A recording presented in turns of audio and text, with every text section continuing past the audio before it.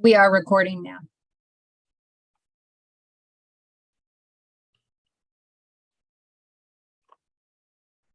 Did we just lose Dr. Hughes? I believe we did. Oh, she's just come back.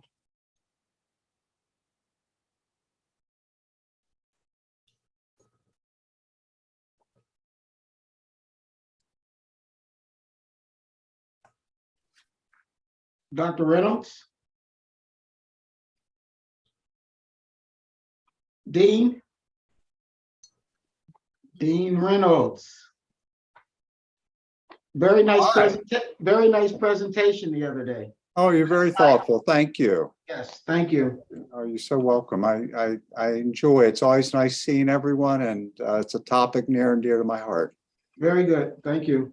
Thank you.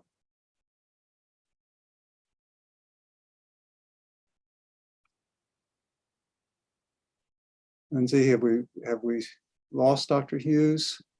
Unfortunately, she seems to keep leaving and then coming back in. I don't know if her internet is having an issue or something else.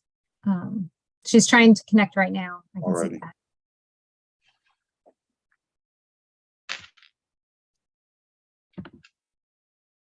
that. Okay. I think I have it now. I hope I don't get kicked off anymore. Thank you for your patience. Okay, so let's get started. Good afternoon, everyone. Hello, Dean Reynolds. Hello, Good afternoon. Agnell. Hello, everyone else. Let's get started. Do we have anyone that has any announcements? Okay. So before we get, did everyone receive the updated agenda? Okay, so we're okay, good. So I think next on the agenda is our discussion about the vote for the report. Is that correct? I don't have the agenda Yes. in front of me, but okay. It is. And before we vote, I was planning to share my screen just to show the updates to the report. There's a couple of very small changes. So let me get this sharing. Can everyone see that? I'm way down at the bottom of the report. Sorry about that. Can everyone see my screen? Yes. Yes. Okay. So the first change is a deletion, so it's not reflected here as text, but previously we had listed an Appendix 5 that would have included draft legislation implementing the recommendations that required legislative action, and that has been removed from the report, so the appendices are then renumbered accordingly. And then we did receive some initial feedback from MDH. We expect more to be coming. They haven't completed their review yet, but they caught one instance of, we used the word literary as opposed to literacy in one instance in the report. And then,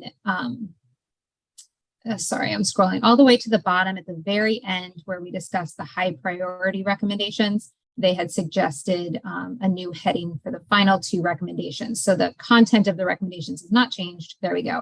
But they had suggested leading this section off with other recommendations just to match up with the way these recommendations had been shown previously for the other groups, Medicaid, transportation barriers. So the recommendations are unchanged. There's just a heading leading into them. And I highlighted it here to show that change in the language.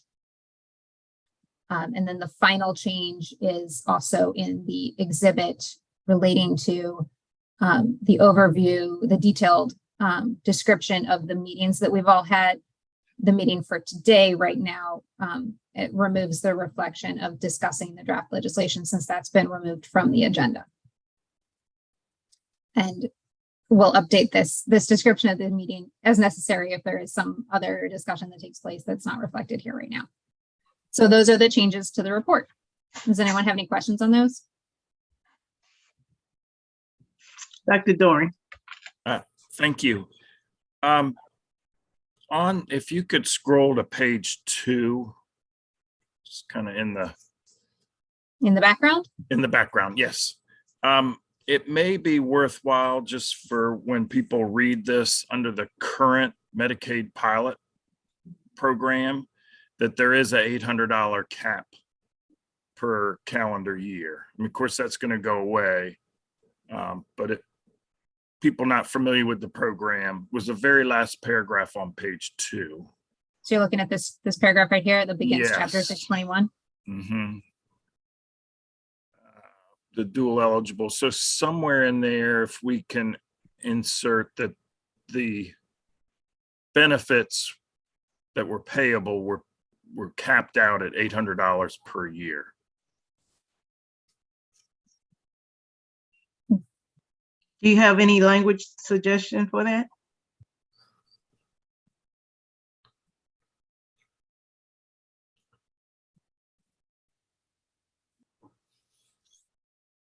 And perhaps Nancy can clarify, is this cap for just the dual eligibles? Does that apply to everyone? It is just for the dual eligibles pilot that we're getting rid of, or not getting rid of, it's sunsetting into the fully expanded adult dental program. If you wanted to add something in the parentheses in sort of the third line of that paragraph where it says basic diagnostic and preventive coverage with limited restorative and extractive services with a maximum benefit allowance is how we've been describing it, With a maximum benefit allowance of of $800. $800? Yep. Here, for purposes of this, I'm just going to highlight that so that everyone can see that's the new language that just was added. Great. Yeah, I think that's good.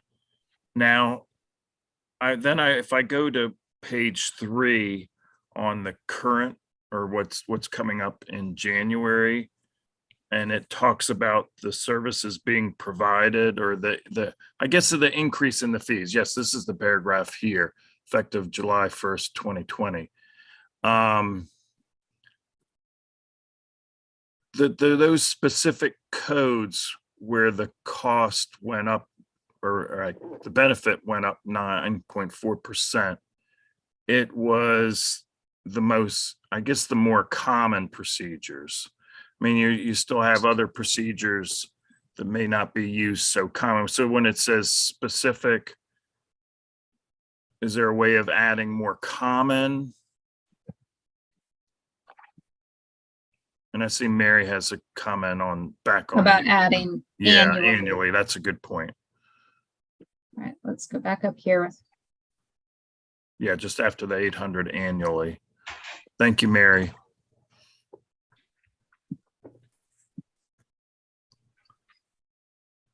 So I just wanted to highlight on the fees that did go up, the 32 procedures, that they weren't all the procedures that are available. They're the more common ones. Commonly used, commonly performed. Again, I would defer to Nancy as to, is that an appropriate characterization?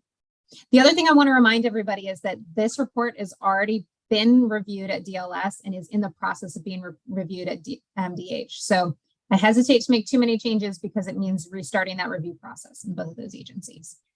But Well, do that- we have the codes listed in the appendix? That's true. The rate increases were provided by MDH as an appendix, correct?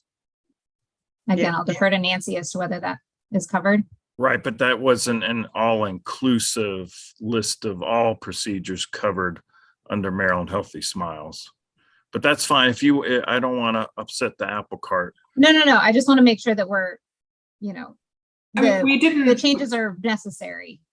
we worked with our providers to try and with the provider community to try and come up with the codes list that we did increase. We didn't specifically do an analysis of which codes were the most utilized. So I would hesitate to say it was the 32 most commonly used codes. Could we say 32 selected or a selection of 32 specific dental codes? It currently says for 32 specific Medicaid dental codes. Or, right. And then it yes. says these codes include a selection of diagnostic preventive.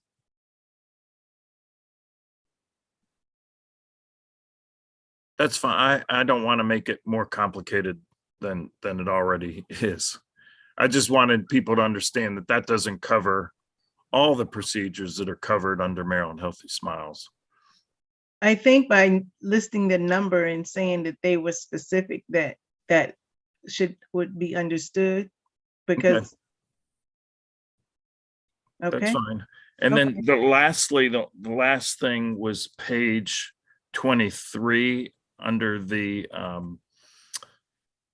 benefits, or we were talking about dentures, maybe possibly adding that under the Maryland Healthy Smiles for the adults.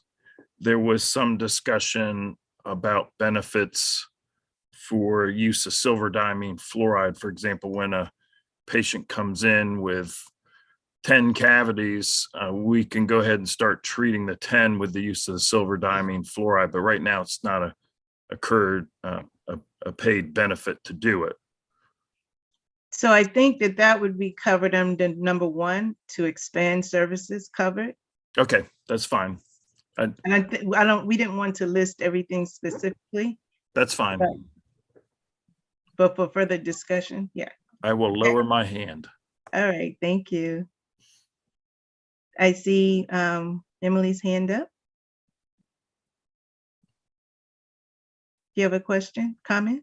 Yes, sorry, I was just coming off mute. Let me go back. I just have one small recommendation. It's in the overall recommendation. So, and I'm not viewing by page number, so I'm sorry. It's kind of just the summary recommendations at the end of the document. And it's under workforce shortages in rural areas. And so the first bullet point says increase providers by creating incentives and establishing low interest loans. I think there needs to be another word there after incentives. I assume it's incentives to practice in rural areas because it's under the rural area, but incentives to do, is it incentives to practice in a specific area, or is it incentives to go into dentistry? I just want to clarify that. So I'm from the higher ed community and just want to just clarify that. I think that could encompass both enrolling in Maryland Healthy Smiles and practicing in HIPSA areas. It could cover a number of things without saying that specifically. Does that make sense to you?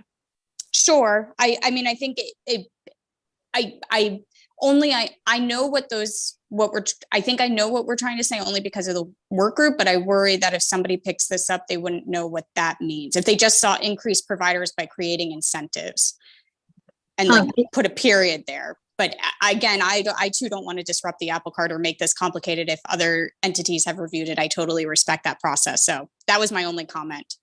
The other thing I would note, though, is that this, as you mentioned, is kind of like a summary section, and this references back to specific recommendations that were made by the pediatric Medicaid and immigrant subgroups, and those recommendations are more detailed.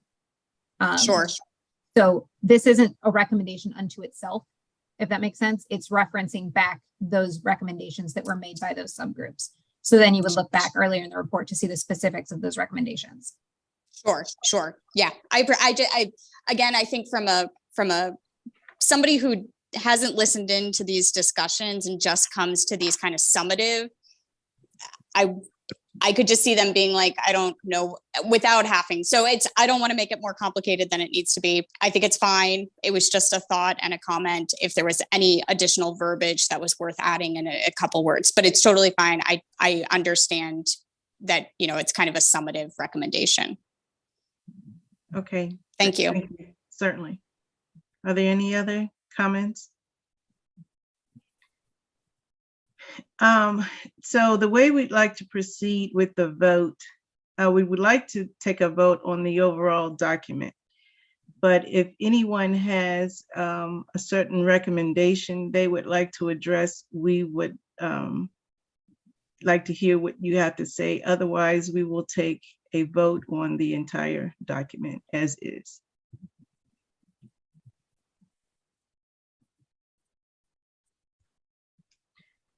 So, yes, Nancy.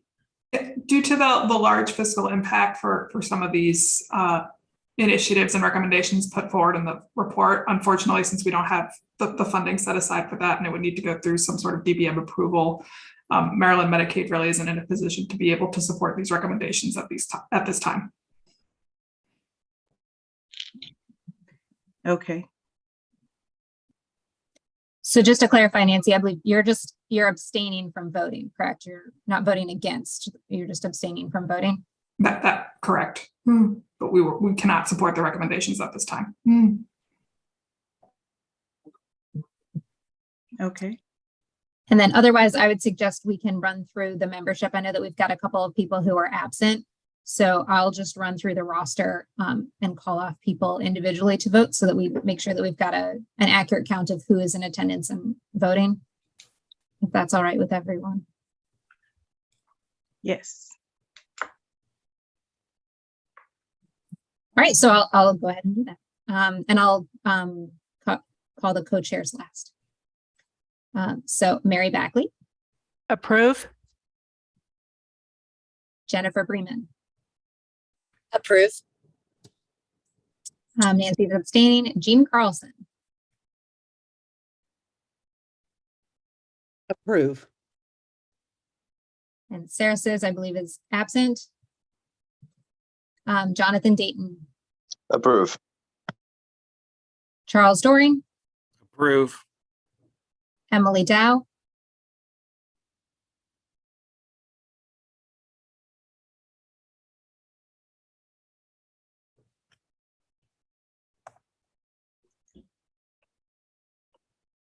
did Emily drop off? It looks like she's no longer on the call. Okay, we'll circle back to her if she comes back on. Ricardo Kimbers, Approve. Hatan Koyman, Approve. Christy Russell, Approve. Jennifer Sminsky. I think she's not on. Dr. Romaine is also absent. I know that someone mentioned earlier that she would try and join. So again, we can get her later if she joins while we're on. Did you say Dr. Romaine?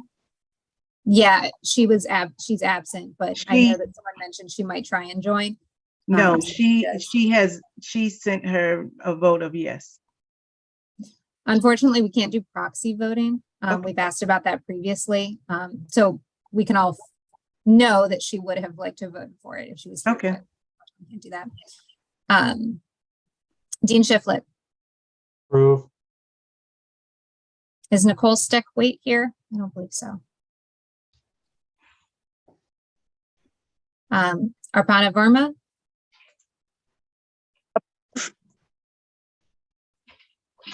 Brooks Woodward, Approve. Dr. Hughes, Approve. and Dean Reynolds. Yep. Approve. All right, did I miss anybody?